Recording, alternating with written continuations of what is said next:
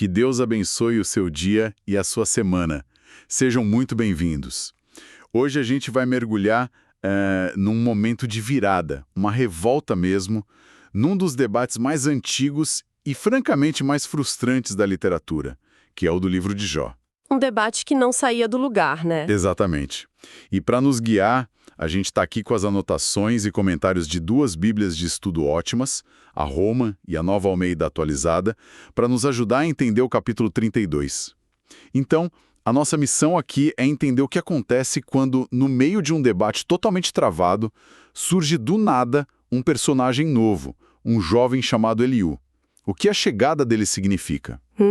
Porque, até este ponto, a situação era essa. Jó se defendendo e seus três amigos o acusando, num ciclo que parecia não ter fim. O debate simplesmente morreu. O que exatamente acontece nesse capítulo que quebra esse silêncio e muda, assim, completamente o jogo? O que acontece é a materialização do impasse. A gente chega num ponto de exaustão, sabe? O texto é muito direto, diz que os três amigos, Elifaz, Bildad e Zofar, eles Cessaram de responder a Jó. simplesmente pararam. Sim, E a razão é explícita, porque ele era justo aos seus próprios olhos. Eles basicamente desistiram, jogaram a toalha.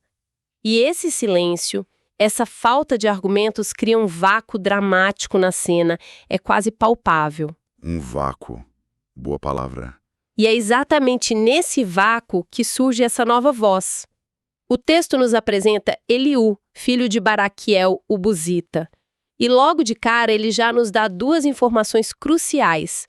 A primeira, que ele é bem mais jovem que todos ali, e a segunda é a emoção que está movendo ele. Uma ira intensa. Ah, isso. Uma raiva que, curiosamente, tem dois alvos muito bem definidos. Isso é interessante, porque a motivação principal ser a ira. Hoje em dia a gente ouve a palavra ira, já pensa em algo negativo, impossível, descontrolado. Exato. O que no texto nos impede de ver o Eliú só como um jovem, sei lá, arrogante, de pavio curto, que perdeu a paciência com os mais velhos. Como que a gente entende essa ira como algo mais complexo? Essa é a pergunta-chave. E a beleza do texto está em como ele qualifica essa ira. Não é uma raiva cega, é tipo uma indignação direcionada com fundamentos teológicos, sabe? Entendi. O versículo 2 diz que a ira dele se acendeu primeiro contra Jó. E o motivo? Porque Jó se justificava a si mesmo e não a Deus. Eliú esteve ouvindo o tempo todo em silêncio. E ele percebeu algo que os amigos não conseguiram articular. Na sua defesa apaixonada da própria inocência, Jó estava perigosamente perto de acusar Deus de injustiça. Ele estava cruzando uma linha, então. O louvor da sua própria retidão era, no fundo, uma crítica velada ao caráter de Deus.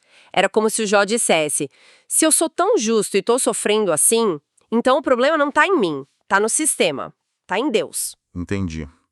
Então a primeira frente da ira dele é contra a teologia que estava nascendo da dor de Jó. Uma teologia que, na visão de Eliú, colocava o homem no centro como juiz de Deus. Mas e o segundo alvo? Ah, sim. O versículo 3 fala que a ira dele também se acendeu contra os três amigos, porque, não achando o que responder, condenavam Jó. Exatamente.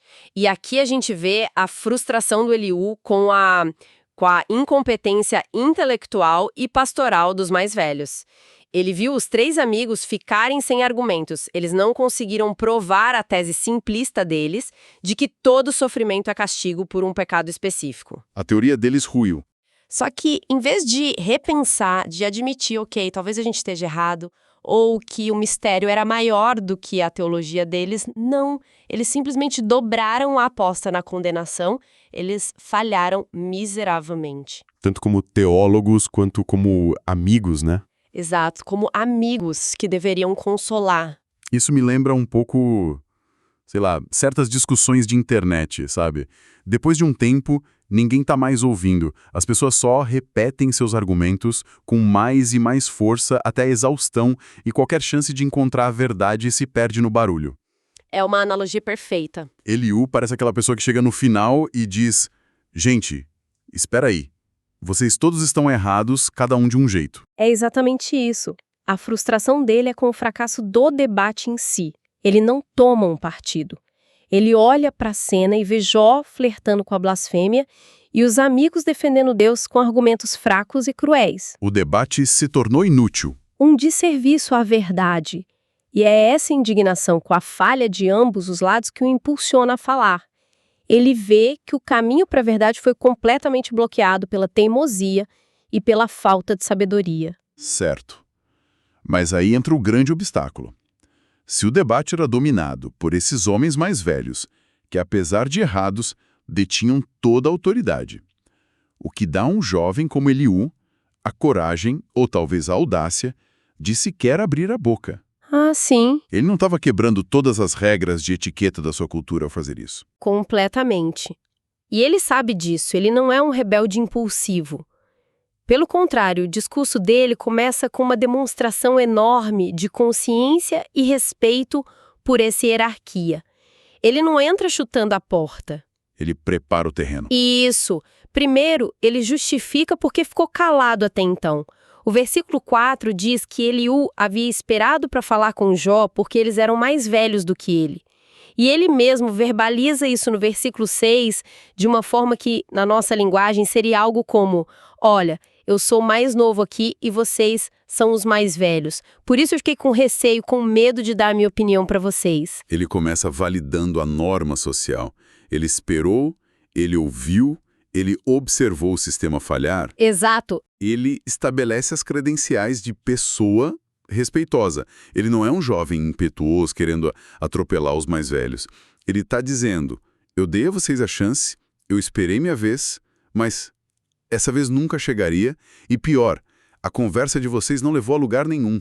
Perfeito. Mas então, algo muda drasticamente. Ele passa desse receio para uma afirmação de autoridade muito forte. Onde que está o ponto de virada no argumento dele? A virada é teológica, e é uma jogada de mestre. Depois de prestar o devido respeito à idade, ele redefine completamente a fonte da sabedoria.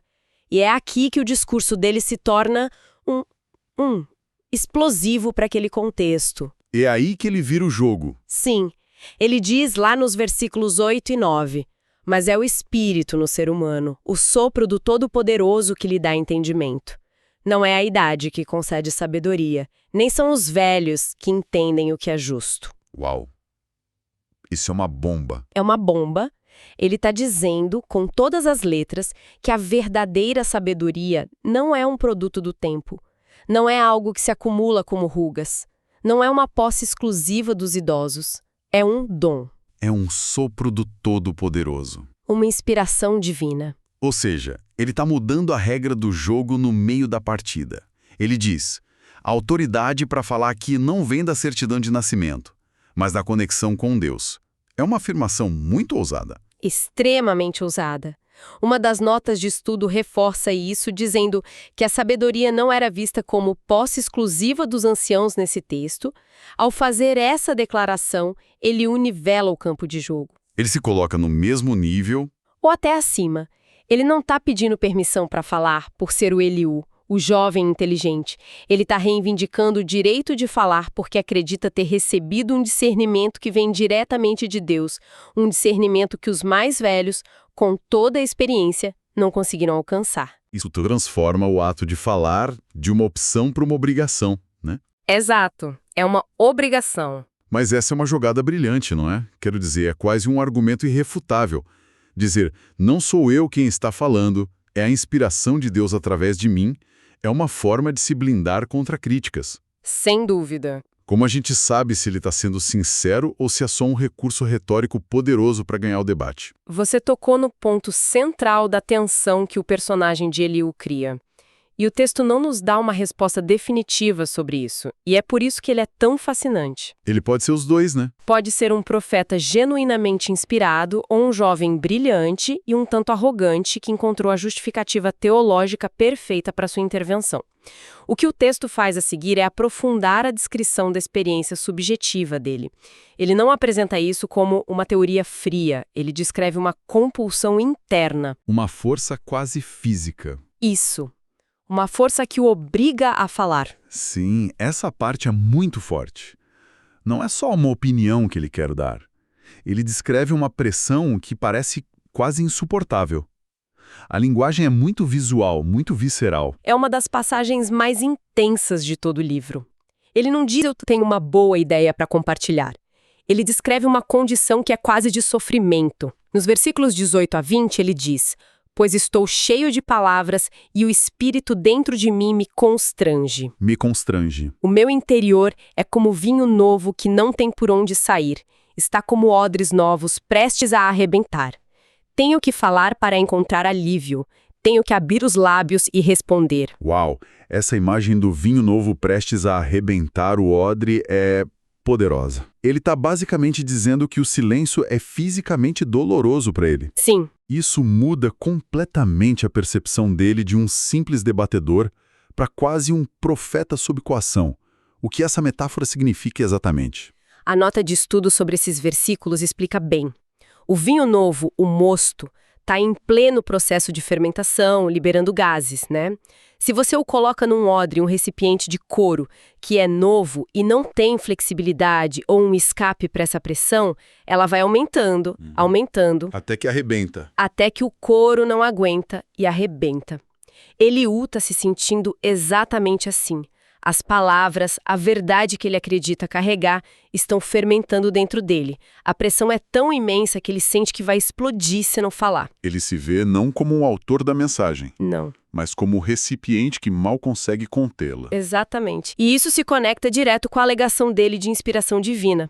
Não é a opinião de Eliú que quer sair. É a sabedoria de Deus que exige passagem. E, para se distanciar ainda mais dos outros debatedores que talvez estivessem presos a formalidades ou a defender a própria reputação, ele também faz uma promessa de total imparcialidade, certo? Sim, e esse é o golpe final na sua introdução. Nos versículos 21 e 22, ele estabelece as regras do seu próprio discurso. Não serei parcial com ninguém, nem adularei pessoa alguma, pois não sou bom em adular. Se o fizesse, o meu Criador em breve me levaria. É uma declaração de independência. Total. Ele está dizendo: eu não vou pegar leve com Jó, por pena, nem vou bajular vocês, amigos, por causa da idade ou do status. Eu vou falar a verdade como a vejo, sem favoritismo, sem filtros. Isso o posiciona como uma voz supostamente objetiva, quase como um árbitro que entra em campo quando os jogadores já não sabem mais o que fazer. Perfeito, é exatamente isso. Então, vamos juntar as peças. Temos esse personagem novo, jovem, que entra em cena movido por uma ira justa. Ele quebra o protocolo, mas justifica isso afirmando que a sabedoria vem de Deus, não da idade. E ele se descreve como um recipiente sob pressão, prestes a explodir se não entregar sua mensagem, prometendo total imparcialidade. As notas de estudo que temos aqui também falam sobre o significado dos nomes. Isso adiciona mais uma camada de sentido a tudo isso. Com certeza. No mundo bíblico, nomes raramente são acidentais. Eles são como uma declaração de propósito. A nota sobre os versículos 2 e 3 nos informa que Eliú significa Ele é meu Deus. Ele é meu Deus. E o nome do pai dele, Baraquel, significa Deus abençoa. Se vocês juntar os dois, a identidade dele já é um testemunho. Ele é meu Deus e Deus abençoa. Ah, que interessante. Já aponta para Deus. Isso reforça a posição dele de que não está ali para apresentar mais uma filosofia humana, mas para recentralizar o debate que se desviou para a defesa da honra humana, seja de Jó ou a dos amigos, de volta para a soberania e justiça de Deus. Antes mesmo de ele começar o discurso, a identidade dele já clama por isso. Já. E o que tudo isso significa para quem lê ou ouve essa história hoje? Qual a relevância dessa intervenção tão dramática? Eu vejo duas coisas principais. Primeiro, a chegada de Eliú é um lembrete poderoso de que a verdade e o discernimento podem vir de fontes totalmente inesperadas. Não se deve descartar uma voz por causa da idade, da falta de experiência Ou de status. ou de status. A verdadeira sabedoria, como Eliú argumenta, não está necessariamente atrelada a essas coisas, mas há uma conexão genuína com a verdade, com o divino. E a segunda coisa? Segunda, e talvez mais próxima da nossa realidade, É a frustração dele com um debate que anda em círculos, onde ninguém se escuta e as posições só se solidificam. É um sentimento muito atual. Muito.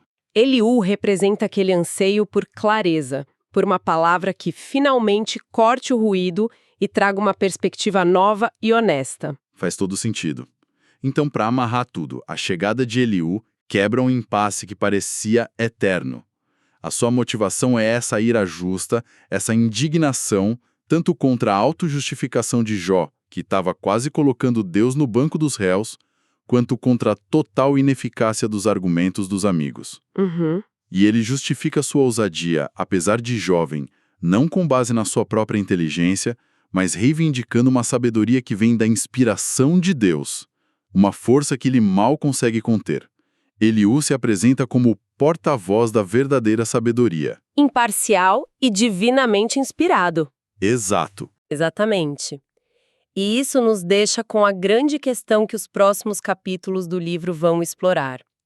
A pergunta que fica no ar é: será que Eliú vai conseguir cumprir essa promessa tão elevada de ser a voz da imparcialidade e da sabedoria divina? Boa pergunta. Ou será que, na sua tentativa de corrigir os erros de todos os outros, ele vai acabar caindo em um novo tipo de armadilha argumentativa, talvez mais sofisticada, mas igualmente falha? Essa é a tensão que o discurso dele cria para o resto da história.